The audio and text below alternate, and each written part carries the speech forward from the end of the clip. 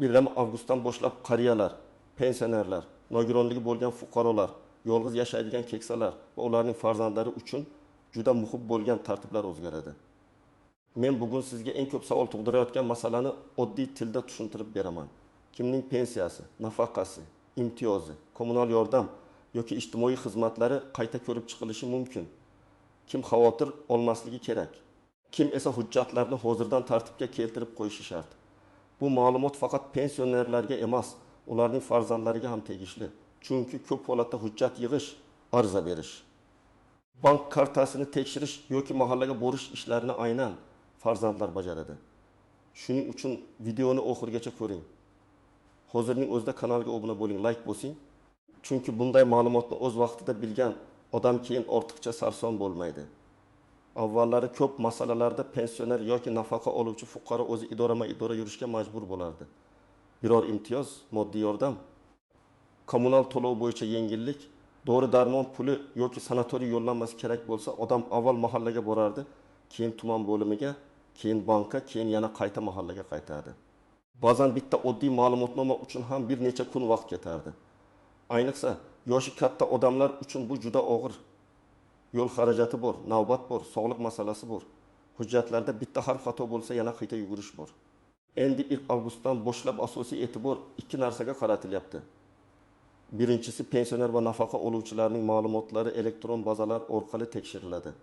Ikkinchisi, yordam va imtiyozlar haqiqatan ham muhtoj odamga yetib borishi uchun daromad, yashash holati, oilaviy tarkib, bank kartasi va ro'yxatdagi ma'lumotlar solishtiriladi.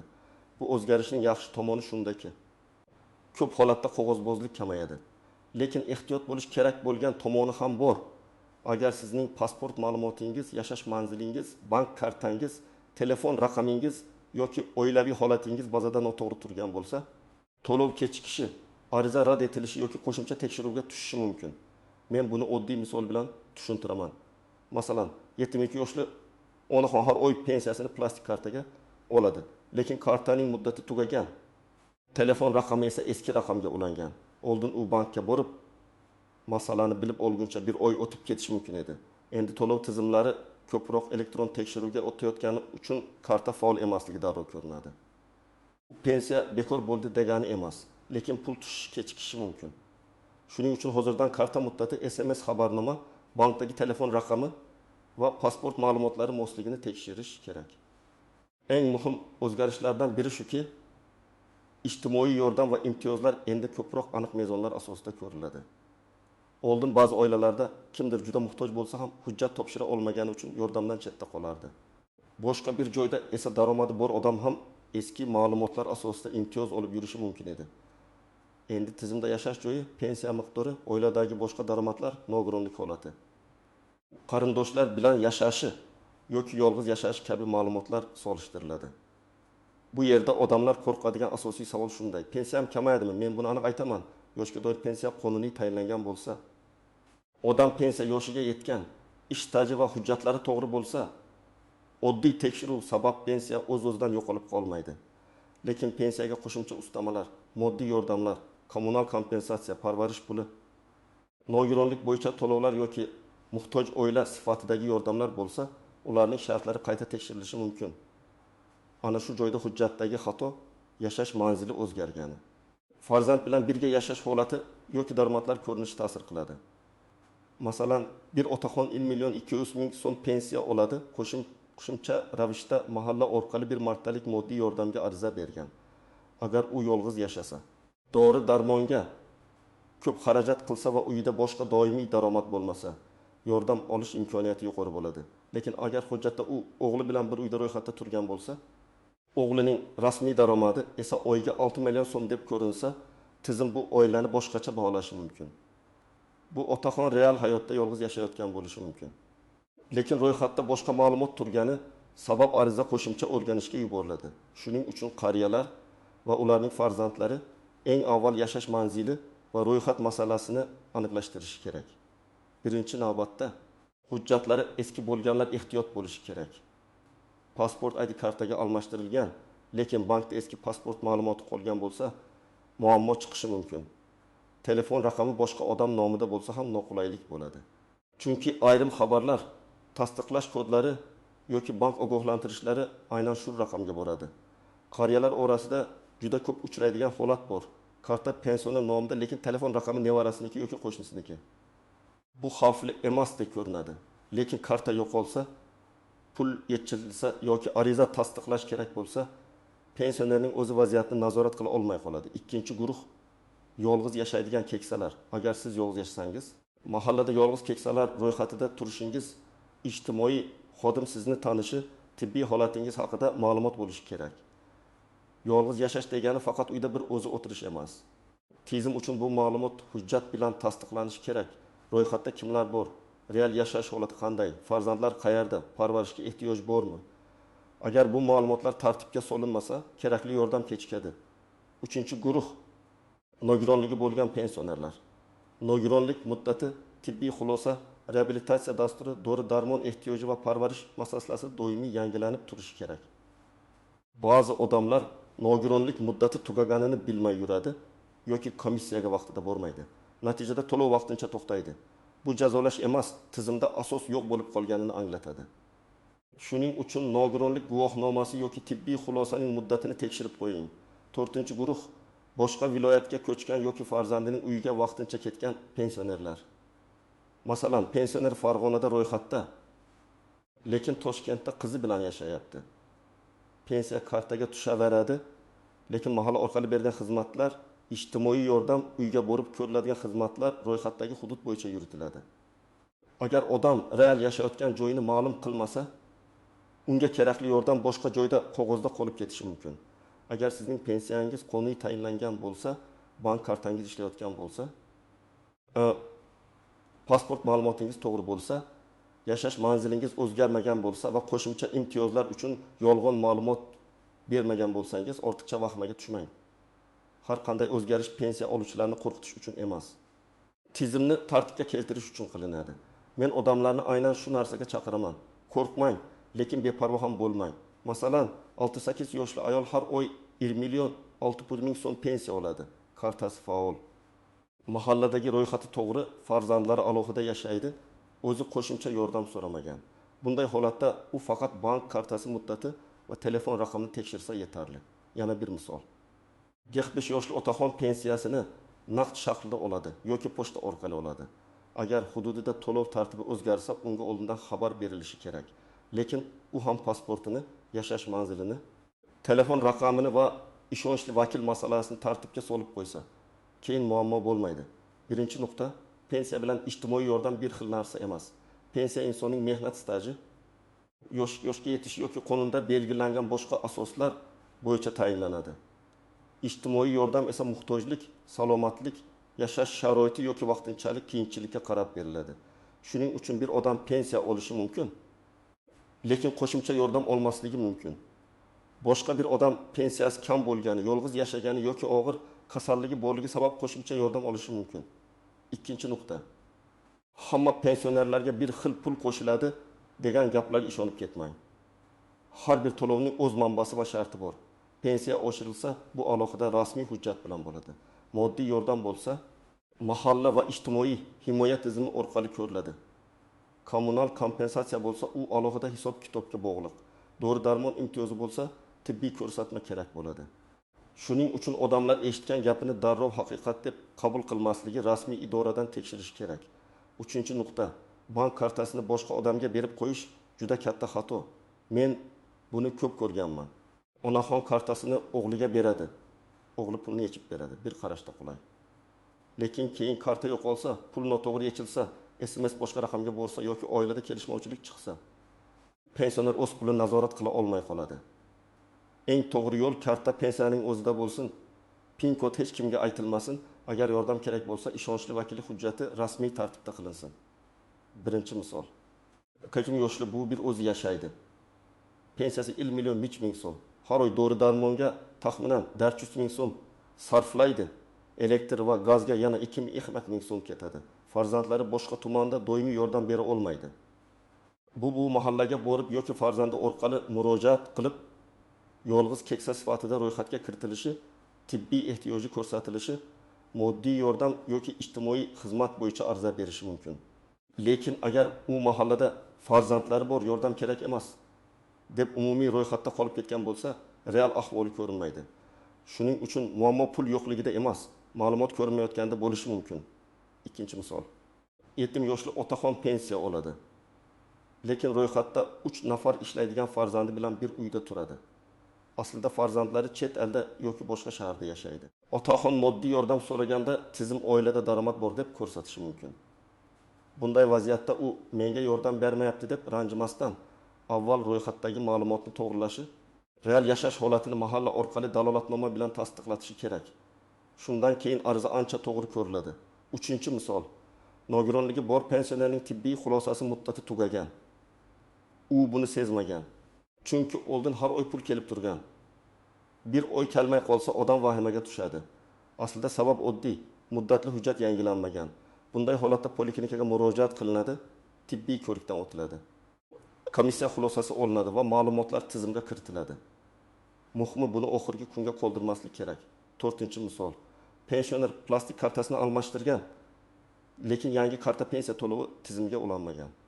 Bank karta tayyor deydi, lekin pensiya eski karta raqamiga ketgan bo'lishi mumkin.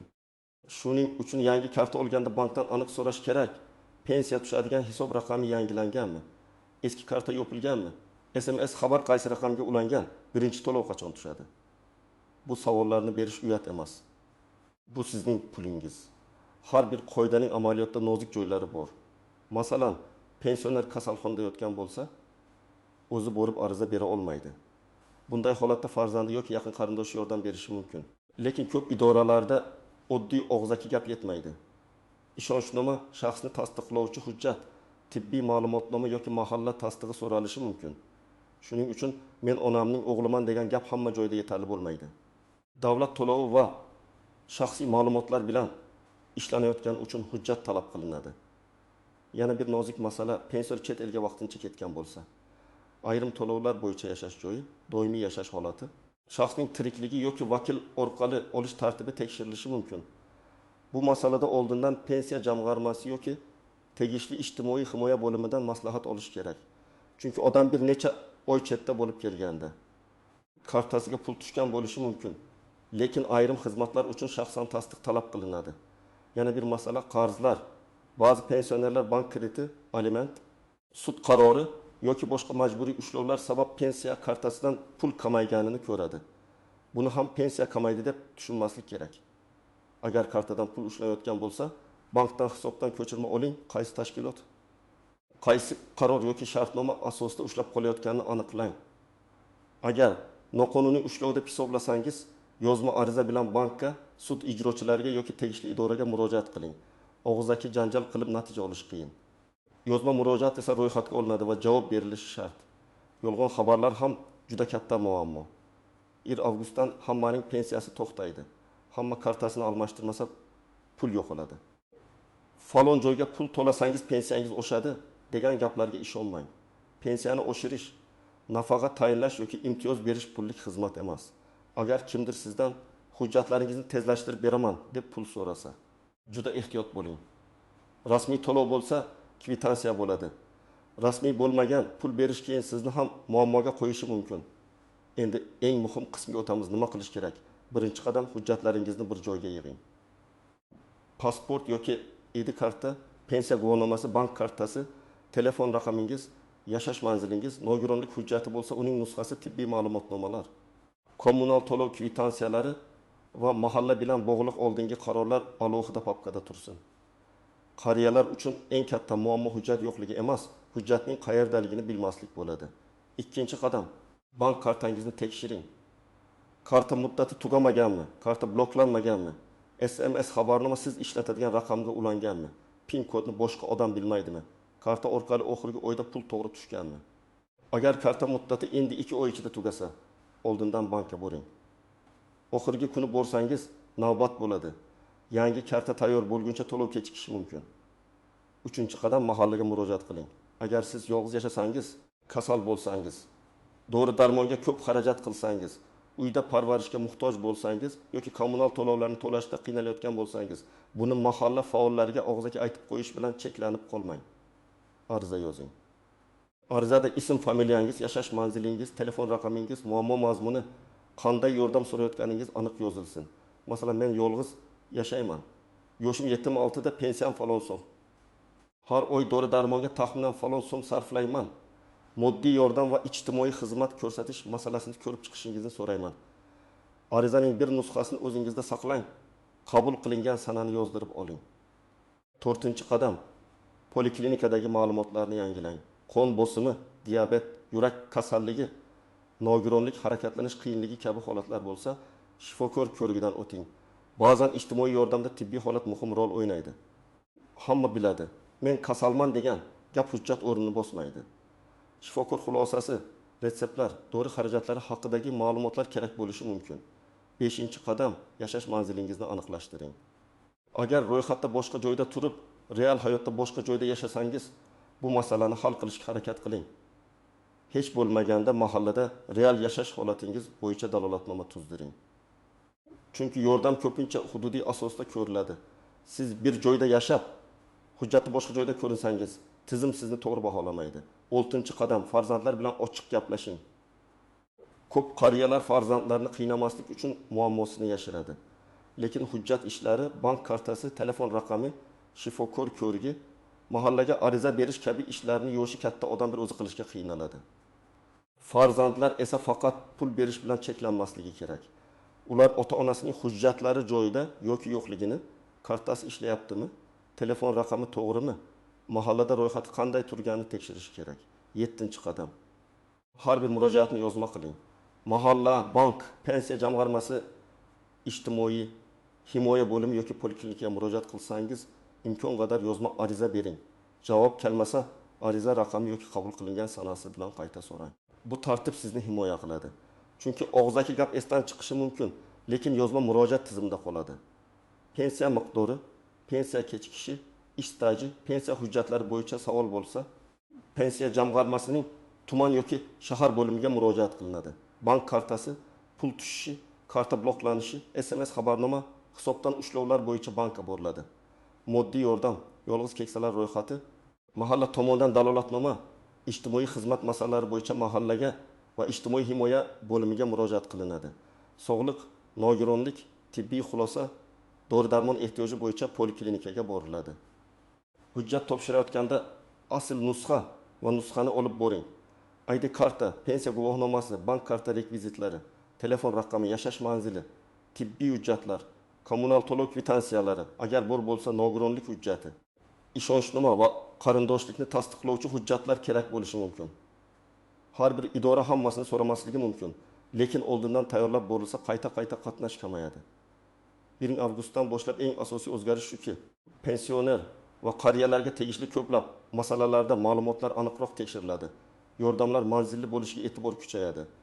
Hujjatlardagi xatolar esa avvalgidan ko'ra tezroq seziladi. Bu yaxshi imkoniyat ham, mas'uliyat ham. Kimning hujjati to'g'ri, kartasi faol, manzili aniq, murojaati yozma bo'lsa, u ortiqcha sarson bo'lmaydi. Kim keyin ko'raman deb yuraversa, pensiya emas, aynan qo'shimcha yordam.